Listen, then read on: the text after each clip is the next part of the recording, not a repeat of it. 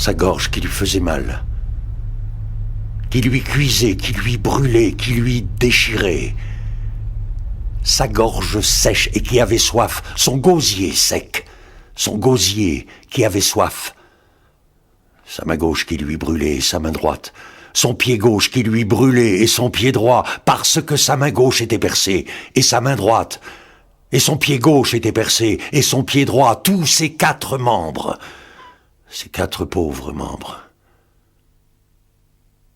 Et son flanc qui lui brûlait, son flanc percé, son cœur percé, et son cœur qui lui brûlait. Son cœur consumé d'amour, son cœur dévoré d'amour.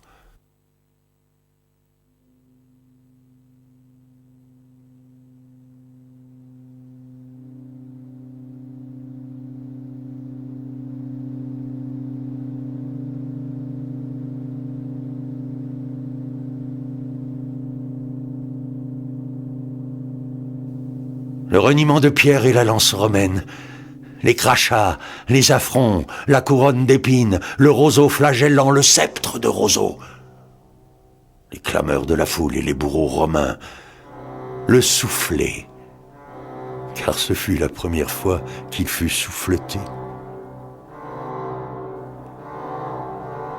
Il n'avait pas crié sous la lance romaine. Il n'avait pas crié sous le baiser parjure. Il n'avait pas crié sous l'ouragan d'injures. Il n'avait pas crié sous les bourreaux romains. Il n'avait pas crié sous l'amertume et l'ingratitude. Le goût de l'amertume dans la gorge, dans le gosier, la gorge sèche et amère d'amertume, sèche de ravaler l'amertume, sèche, amère, de ravaler l'ingratitude des hommes, amère, suffoqué de ravaler, suffoqué des flots d'ingratitude, étranglé de ravaler. Et il ne parlerait plus par des similitudes. Il n'avait pas crié sous la face parjure. Il n'avait pas crié sous les faces d'injures. Il n'avait pas crié sous les faces des bourreaux romains. Alors, pourquoi cria-t-il? Devant quoi cria-t-il? Tristis, tristitiusque ad mortem. Triste jusqu'à la mort. Mais jusqu'à quelle mort?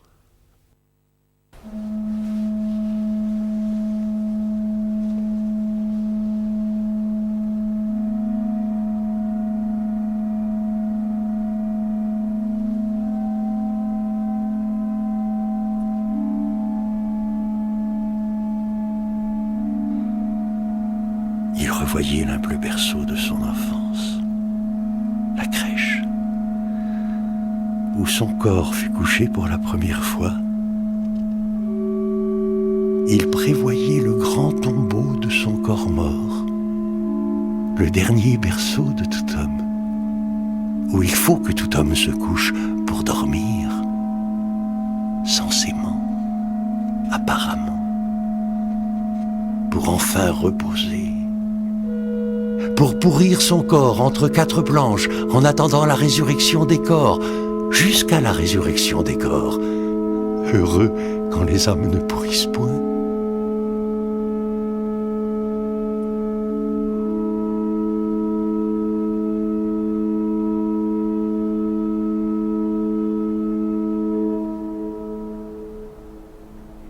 Et il était homme. Il devait subir le sort commun, s'y coucher comme tout le monde. Il devait y passer comme tout le monde. Il y passerait. Heureusement encore qu'il connaissait ce vieux Joseph d'Arimathée. Heureusement que ce vieil homme allait s'occuper de lui, s'intéresser à lui, à son corps, à sa dépouille mortelle. Voyez-vous, il est toujours bon d'être protégé. Ce vieux sage homme.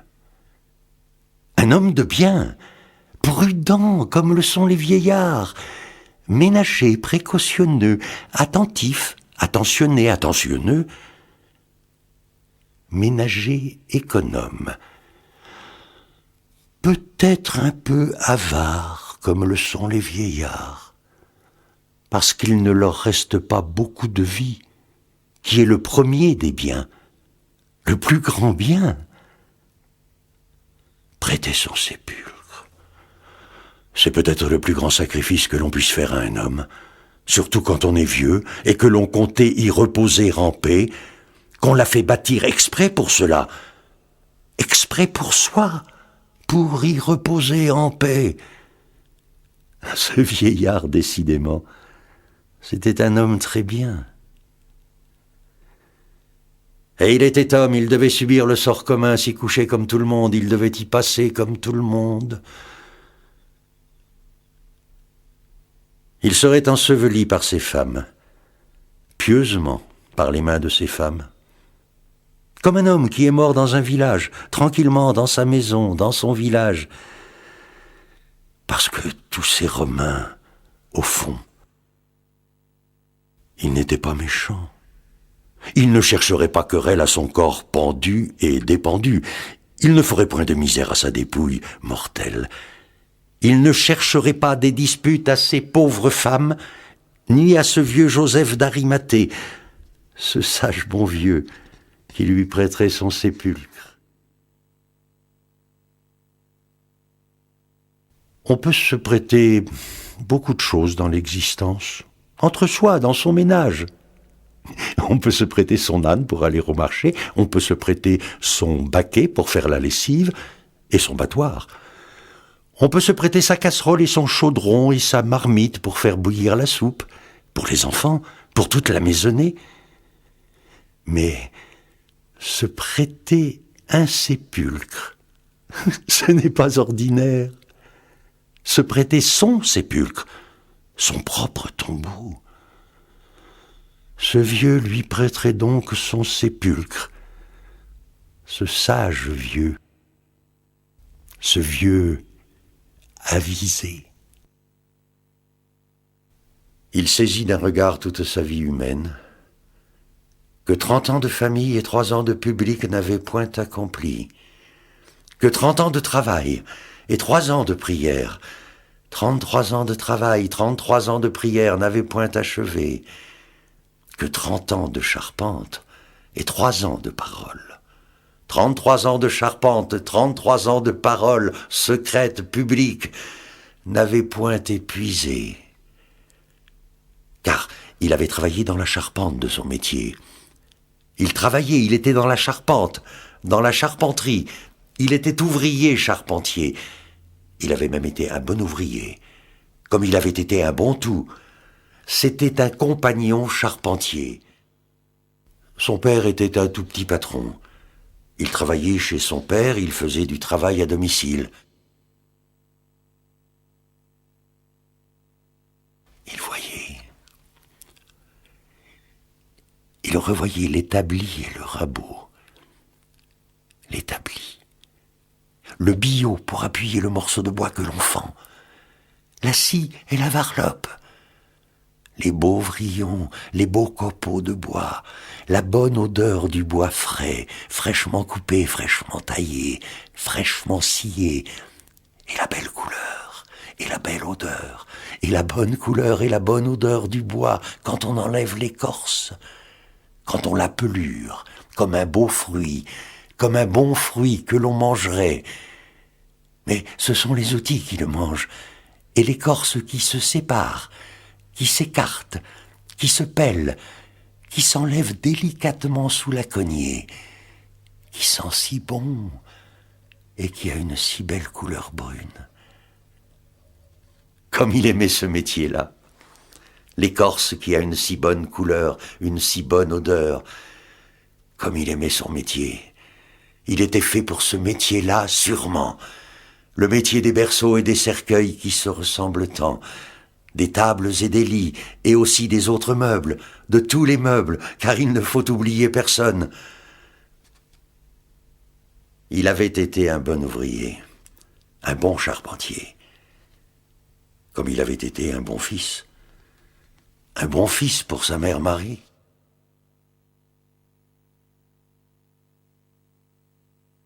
Jusqu'au jour où il avait commencé le désordre, introduit le désordre, le plus grand désordre qu'il y ait eu dans le monde, qu'il n'y ait jamais eu dans le monde, le plus grand ordre qu'il y ait eu dans le monde, le seul ordre qu'il n'y ait jamais eu dans le monde, jusqu'au jour où il s'était dérangé, et en se dérangeant, il avait dérangé le monde. Alors, le monde commença à trouver qu'il était trop grand et à lui faire des embêtements.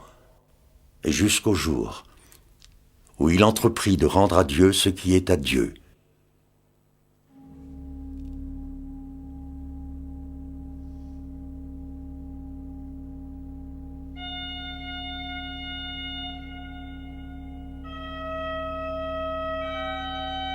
Il était un bon fils pour ses pères et mères, un bon fils pour sa mère Marie.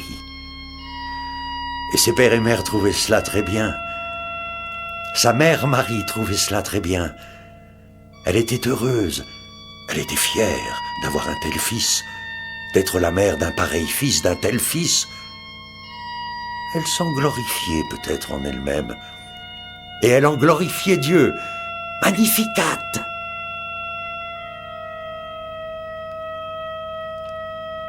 Si elle avait su, il faudrait toujours pleurer par provision. Si elle avait su, elle aurait pleuré toujours, pleuré toute sa vie, pleuré d'avance. Elle se serait méfiée, elle aurait pris les devants, comme ça elle n'aurait pas été trompée, elle n'aurait pas été trahie. Elle s'était trahie elle-même en ne pleurant pas. Elle s'était volée elle-même en ne pleurant pas, en acceptant ses jours de bonheur. Elle s'était trahie elle-même, elle était entrée dans le jeu. Voilà ce qu'il avait rapporté à sa mère. Jamais un garçon n'avait coûté autant de larmes à sa mère. Jamais un garçon n'avait autant fait pleurer sa mère. Voilà ce qu'il avait rapporté à sa mère depuis qu'il avait commencé sa mission. Parce qu'il avait commencé sa mission. Depuis 3 jours, elle pleurait. Depuis 3 jours, elle errait. Elle suivait. Elle suivait le cortège, elle suivait les événements. Elle suivait comme à un enterrement. Mais c'était l'enterrement d'un vivant encore. Elle suivait ce qui se passait. Elle suivait comme si elle avait été du cortège, de la cérémonie. Elle suivait comme une suivante, comme une servante, comme une pleureuse des Romains, des enterrements romains, comme si ça avait été son métier de pleurer. Elle suivait comme une pauvre femme, comme une habituée du cortège, comme une suivante du cortège, comme une servante, déjà comme une habituée. Elle suivait comme une pauvresse, comme une mendiante. Eux qui n'avaient jamais rien demandé à personne, à présent, elle demandait la charité. Sans en avoir l'air, elle demandait la charité, puisque sans en avoir l'air, sans même le savoir, elle demandait la charité de la pitié, de la piété, d'une certaine piété, piétasse. Voilà ce qu'il avait fait de sa mère. Depuis qu'il avait commencé sa mission, elle suivait, elle pleurait, elle pleurait, elle pleurait. Les femmes ne savent que pleurer. On la voyait partout. Dans le cortège, mais un peu en dehors du cortège. Sous les portiques, sous les arcades, dans les courants d'air, dans les temples, dans les palais, dans les rues, dans les cours et dans les arrière-cours. Et elle était montée aussi sur le calvaire. Elle aussi, elle avait gravi le calvaire qui est une montagne escarpée. Et elle ne sentait seulement pas qu'elle marchait. Elle ne sentait seulement pas ses pieds qui la portaient. Elle ne sentait pas ses jambes sous elle. Elle aussi, elle avait gravi son calvaire. Elle aussi, elle avait monté dans la cohue, un peu en arrière, monté au Golgotha, sur le Golgotha, sur le faîte, jusqu'au faîte. Il était maintenant crucifié, cloué des 4 membres, comme un oiseau de nuit sur la porte d'une grange. Lui, le roi de lumière, au lieu appelé Golgotha, c'est-à-dire la place du crâne. Voilà ce qu'il avait fait de sa mère, maternelle. Une femme en larmes, une pauvresse de détresse, une pauvresse en détresse, une espèce de mendiante de pitié. Depuis qu'il avait commencé d'accomplir sa mission, depuis 3 jours, elle suivait, accompagnée seulement de 3 ou 4 femmes, de ces saintes femmes, escortée, entourée seulement de ces quelques femmes, de ces quelques saintes femmes, des saintes femmes enfin, puisqu'éternellement on devait les nommer ainsi, qui gagnaient ainsi, qui assuraient ainsi leur part de paradis. Et pour sûr qu'elles auraient une bonne place, aussi bonne que celle qu'elles avaient en ce moment, puisqu'elles auraient la même place, car elles seraient aussi près de lui qu'en ce moment, je veux dire qu'en ce moment même. Elles formaient toujours un petit groupe à part, un petit cortège, un peu derrière le grand cortège, un peu en arrière, et on les reconnaissait. Elle pleurait. Elle pleurait sous un grand voile de lin, un grand voile bleu, un peu passé. Voilà ce qu'il avait fait de sa mère. Elle pleurait comme jamais il ne sera donné. Comme jamais il ne sera demandé à une femme de pleurer sur terre, éternellement jamais, à aucune femme. Voilà ce qu'il avait fait de sa mère, d'une mère maternelle. Ce qu'il y a de curieux, c'est que tout le monde la respectait. Les gens respectent beaucoup les parents des condamnés. Ils disaient même « la pauvre femme », et en même temps ils tapaient sur son fils, parce que l'homme est comme ça. L'homme est ainsi fait, le monde est comme ça, les hommes sont comme ils sont, et on ne pourra jamais les changer. Elle ne savait pas qu'au contraire, il était venu changer l'homme, qu'il était venu changer le monde. Elle suivait, elle pleurait, et en même temps, il tapait sur son garçon. Elle suivait. Les hommes sont comme ça, on ne les changera pas. Elle suivait, elle pleurait. Tout le monde la respectait. Tout le monde la plaignait. On disait la pauvre femme. C'est que tous ces gens n'étaient peut-être pas méchants. Ils n'étaient pas méchants au fond. Ils accomplissaient les Écritures. Ce qui est curieux, c'est que tout le monde la respectait, honorait, respectait, admirait sa douleur. On ne l'écartait pas. On ne la repoussait que modérément, avec des attentions particulières, parce qu'elle était la mère du condamné. On pensait, c'est la famille du condamné. On le disait à voix basse. On se le disait entre soi, avec une secrète admiration. Et on avait raison. C'était toute sa famille charnelle et sa famille élue, sa famille sur la terre et sa famille dans le ciel.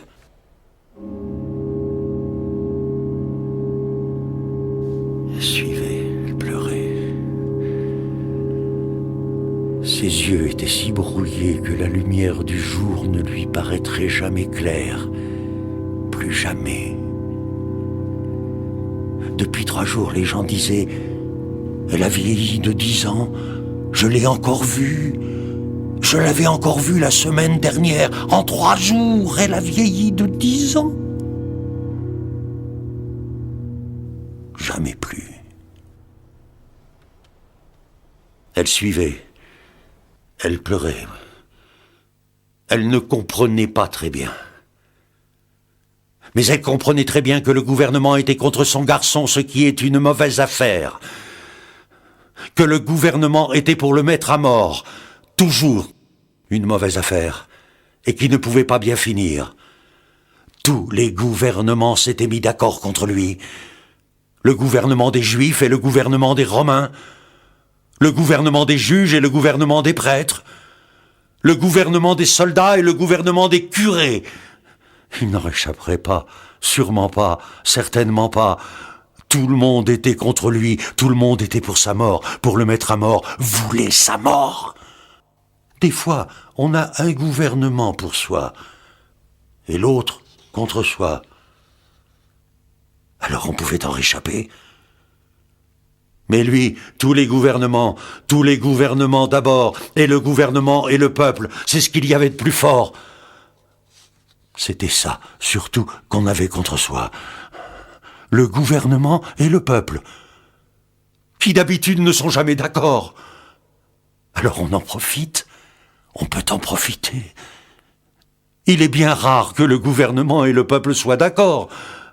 Alors, celui qui est contre le gouvernement est avec le peuple, pour le peuple. Celui qui est contre le peuple est avec le gouvernement, pour le gouvernement. Celui qui est appuyé par le gouvernement n'est pas appuyé par le peuple. Celui qui est soutenu par le peuple n'est pas soutenu par le gouvernement. Alors, en s'appuyant sur l'un ou sur l'autre, sur l'un contre l'autre, on pouvait quelquefois en réchapper.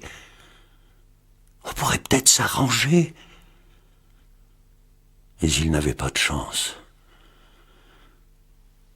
Elle voyait bien que tout le monde était contre lui, le gouvernement et le peuple, ensemble, et qu'ils auraient sa peau.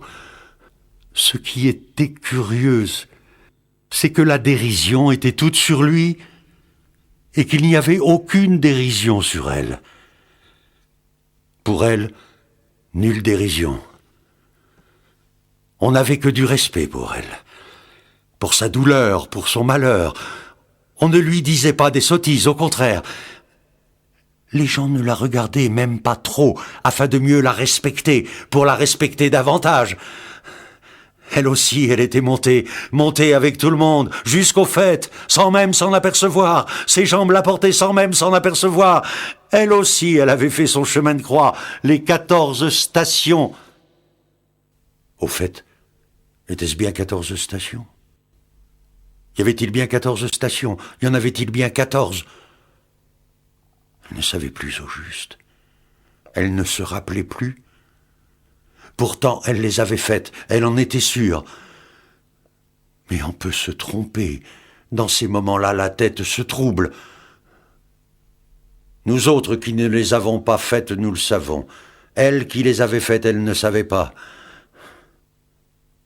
Tout le monde était contre lui. Tout le monde voulait sa mort. C'est curieux. Des mondes qui d'habitude n'étaient pas ensemble. Le gouvernement et le peuple. Qu'est-ce qu'il avait donc fait à tout le monde ? Elle pleurait. Elle pleurait. Depuis 3 jours, elle pleurait. Non. Depuis 2 jours seulement. Non. Depuis la veille seulement. Il avait été arrêté la veille au soir. Seulement. Elle se rappelait bien. Ainsi, comme le temps passe. Comme le temps passe vite. Non. Lentement. Comme il passe lentement. Elle croyait qu'il y avait 3 jours. Comme on se trompe. Il avait été arrêté au jardin des Oliviers, qui était un lieu de promenade pour les gens le dimanche. Il avait été arrêté la veille au soir au jardin des Oliviers. Elle se rappelait bien. Elle se rappelait très bien. Mais il lui semblait... Elle croyait qu'il y avait 3 jours, au moins, et même plus, beaucoup plus. Des jours, et des années. Il lui semblait qu'il y avait presque toujours, pour ainsi dire toujours, il lui semblait que ça avait toujours été comme ça. Il y a dans la vie des événements comme ça.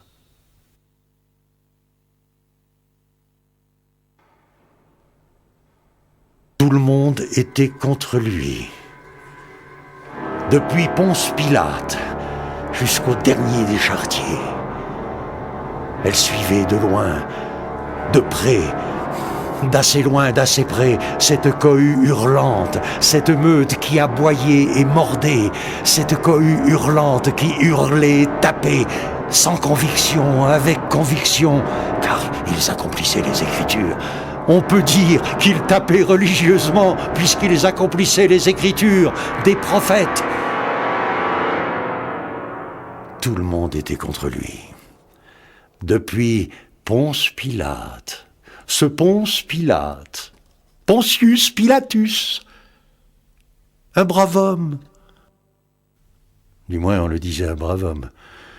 Bon, pas méchant, qui comprenait les intérêts du pays et qui avait beaucoup de mal à gouverner ces Juifs qui sont une race indocile. Seulement voilà, depuis 3 jours, une folie les avait pris contre son garçon. Une folie, une espèce de rage. Ouais, ils étaient enragés après lui. Qu'est-ce qu'ils avaient? Ils n'avaient pourtant pas fait tant de mal que ça. Tous. Lui en tête, Ponce Pilate, l'homme qui se lavait les mains, le procurateur pour les Romains, le procurateur de Judée, tous, et Caïphe le grand prêtre, les généraux, les officiers, les soldats, les sous-officiers, centeniers, centurions, décurions, les prêtres et les princes des prêtres, les écrivains, c'est-à-dire les scribes, les pharisiens, les publicains, les péagés, les pharisiens et les sadducéens, les publicains, qui sont comme qui dirait des percepteurs, et qui ne sont pas pour ça des hommes plus mauvais que les autres. On lui avait dit aussi qu'il avait des disciples, des apôtres. Mais on n'en voyait point. Ce n'était peut-être pas vrai. Il n'en avait peut-être pas. Il n'en avait peut-être jamais eu. On se trompe des fois dans la vie. S'il en avait eu, on les aurait vus. Parce que s'il en avait eu, ils se seraient montrés. Hein? C'étaient des hommes, ils se seraient montrés. Non seulement elle pleurait. Elle pleurait pour aujourd'hui et pour demain, et pour tout son avenir, pour toute sa vie à venir. Mais elle pleurait aussi, elle pleurait pour son passé, pour les jours où elle avait été heureuse dans son passé, l'innocente. Quand on pense qu'il y avait des jours où elle avait ri innocemment, l'innocente, tout allait si bien dans ce temps-là. Elle pleurait pour effacer ses jours. Elle pleurait, elle effaçait ses jours qu'elle avait volés, qu'on lui avait volés. Ces jours qu'elle avait dérobés à son pauvre fils qui en ce moment expirait sur la croix. Non seulement il avait contre lui le peuple, mais les 2 peuples, tous les 2 peuples. Le peuple des pauvres, qui est sérieux et respectable, et le peuple des misérables, des miséreux, qui n'est pas sérieux ni pas respectable. Il avait contre lui ceux qui travaillaient et ceux qui ne faisaient rien, ceux qui travaillaient et ceux qui ne travaillaient pas. Ensemble également le peuple des ouvriers qui est sérieux et respectable, et le peuple des mendiants qui n'est pas sérieux, mais qui est peut-être respectable, tout de même, parce qu'on ne sait pas. La tête se trouble, la tête se dérange, les idées se dérangent quand on voit des choses comme ça. Il avait contre lui les ouvriers des villes, de la ville, ceux qui travaillent en ville, chez les patrons, chez les bourgeois, et aussi, également, ensemble, les ouvriers des champs, également aussi, les paysans qui viennent au marché. Il n'avait tout de même pas fait du mal à tout ce monde. à tout ce monde-là. Enfin, on exagère. On exagère toujours. Le monde est mauvaise langue. On exagérait. Enfin, il n'avait pas fait du mal à tout le monde. Il était trop jeune. Il n'avait pas eu le temps. D'abord, il n'aurait pas eu le temps. Quand un homme est tombé, tout le monde est dessus. C'est une singulière fortune que de tourner tout le monde contre soi. Quand il était petit, tout le monde avait bien voulu de lui. Tout le monde avait l'air content de le voir. Et à présent qu'il était grand, qu'il était devenu un homme, personne n'en voulait plus. On ne voulait même plus en entendre parler. Le monde est changeant. Cette fois qu'il brilla parmi les docteurs. Il aurait dû tout de même se méfier ce jour-là. Il était vraiment trop brillant. Il brillait trop, il rayonnait trop parmi les docteurs. Il aurait dû se méfier. Ces gens-là ont de la mémoire. C'est même pour cela qu'ils sont docteurs. Il les avait sûrement blessés ce jour-là. Les docteurs ont la mémoire longue. Et les marchands? Les marchands y comprenaient encore. C'était lui qui avait commencé. Il s'était mis un jour en colère après eux. D'ailleurs, il n'aimait pas les commerçants. Ouvrier, fils d'ouvrier, fils nourricier, fils nourri de famille ouvrière, d'instinct, il n'aimait pas les commerçants. Il n'entendait rien au commerce, au négoce. Il ne savait que travailler. Il était porté à croire que tous les commerçants étaient des voleurs. Les marchands du temple, ils comprenaient encore. Mais les autres... C'est une singulière fortune que de retourner tout le monde contre soi.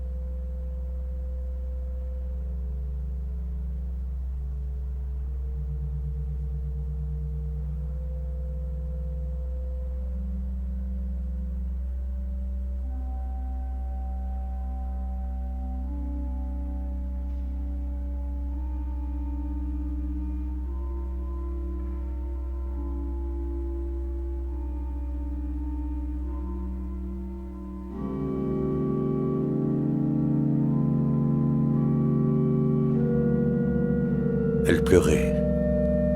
Elle pleurait. Elle était devenue laide. Elle, la plus grande beauté du monde. En 3 jours, elle était devenue affreuse à voir. Les gens disaient qu'elle avait vieilli de 10 ans. Ils ne s'y connaissaient pas. Elle avait vieilli de plus de 10 ans. Les imbéciles.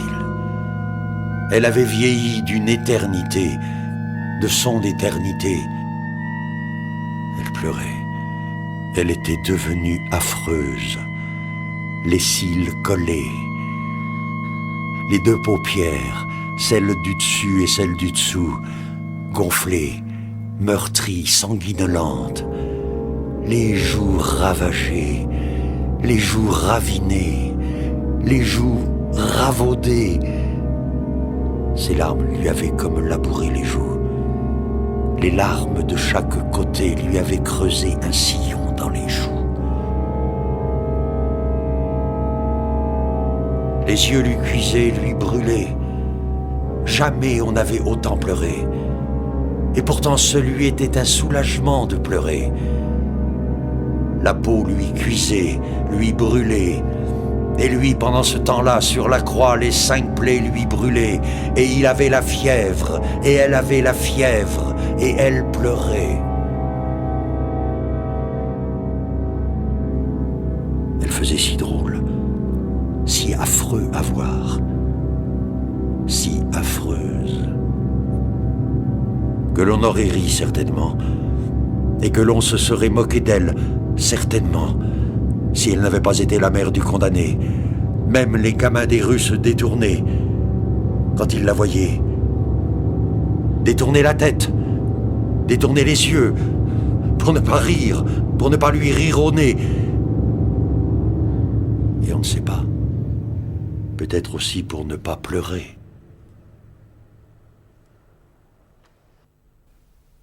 Elle avait la tête tout en eau. Et il y en avait toujours. Et il en sortait toujours.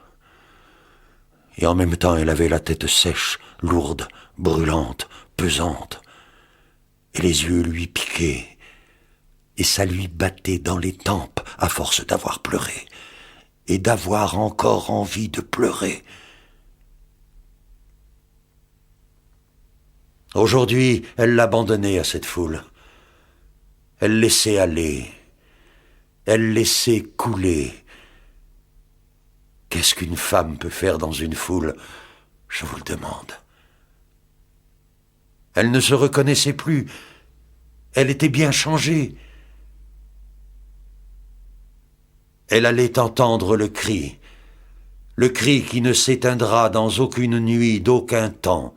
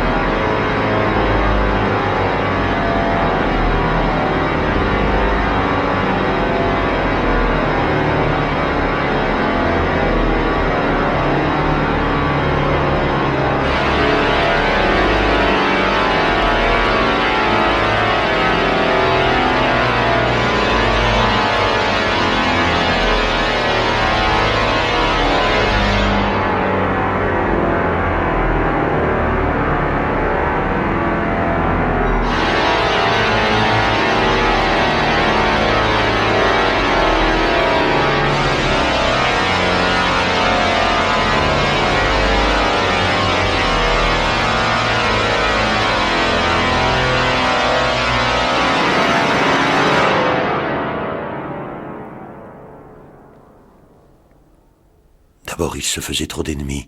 Ce n'est pas prudent. Les ennemis se retrouvent toujours.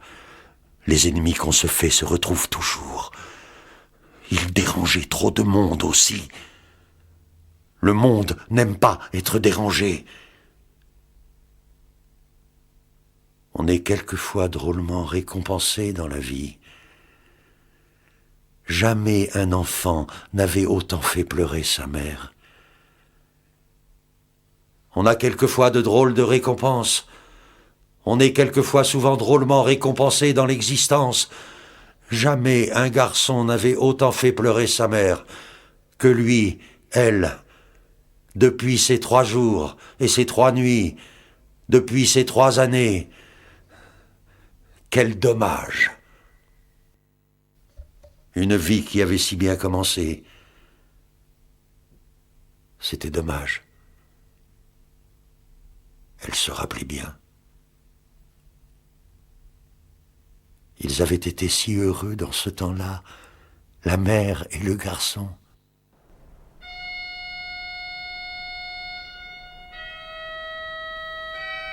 Voilà quelle était sa récompense.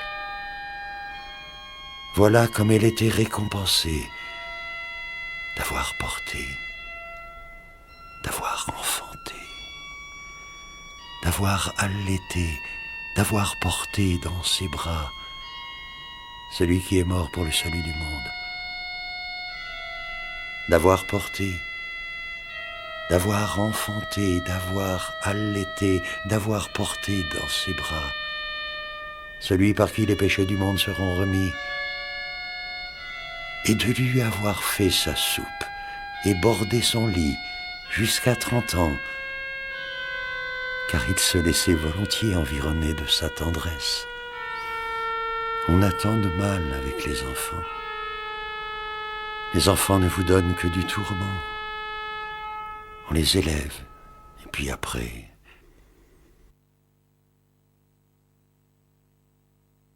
Elle sentait tout ce qui se passait dans son corps, surtout la souffrance, tout ce qu'il y avait dans son corps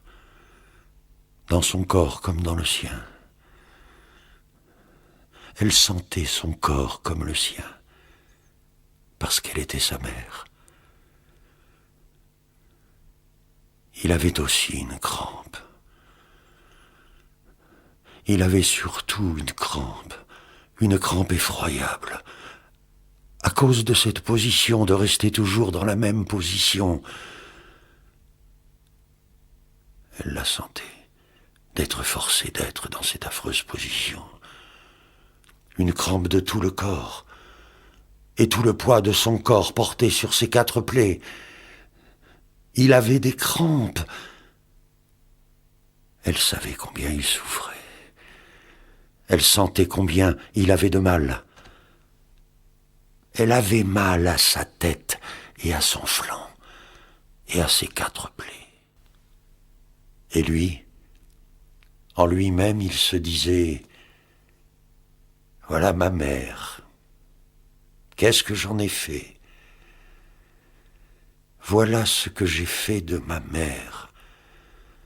Cette pauvre vieille femme, devenue vieille, qui nous suit depuis 24 heures de prétoire en prétoire et de prétoire en place publique. Et voilà comme il honorait son père et sa mère, sinon dans leur éternité. Il en avait fait cette vieille femme. Son cœur lui brûlait. Son cœur lui dévorait. Son cœur brûlait d'amour. Son cœur dévoré d'amour. Son cœur consumé d'amour. Et jamais homme avait-il soulevé tant de haine. Jamais homme avait-il soulevé une telle haine. C'était une gageure, c'était comme un défi. Et c'est alors qu'il sut la souffrance infinie. C'est alors qu'il connut. C'est alors qu'il apprit.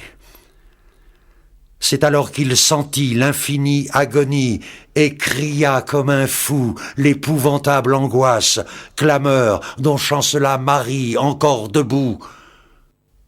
Et par pitié du Père, il eut sa mort humaine.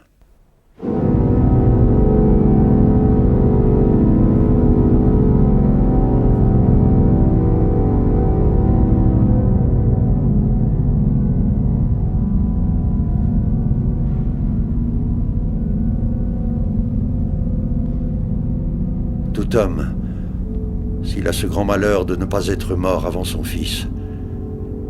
Et moi seul, moi, Dieu, je ne pouvais pas ensevelir mon fils. Et c'est alors, ô nuit, que tu vins. Ô nuit, ô ma fille la nuit, toi qui sais te taire. Ô ma fille au beau manteau, toi qui verses le repos et l'oubli, toi qui verses le baume et le silence et l'ombre. Ô ma nuit étoilée, je t'ai créé la première, toi qui endors, toi qui ensevelis déjà dans une ombre éternelle toutes mes créatures, les plus inquiètes, le cheval fougueux, la fourmi laborieuse, et l'homme, ce monstre d'inquiétude. Nuit qui réussit à endormir l'homme, ce puits d'inquiétude. À lui seul le plus inquiet que toute la création ensemble. L'homme, ce puits d'inquiétude, comme tu endors l'eau du puits. Ô ma nuit à la grande robe, qui prend les enfants et la jeune espérance dans le pli de ta robe. Ô ma belle nuit, je t'ai créé la première, et presque avant la première, silencieuse au long voile.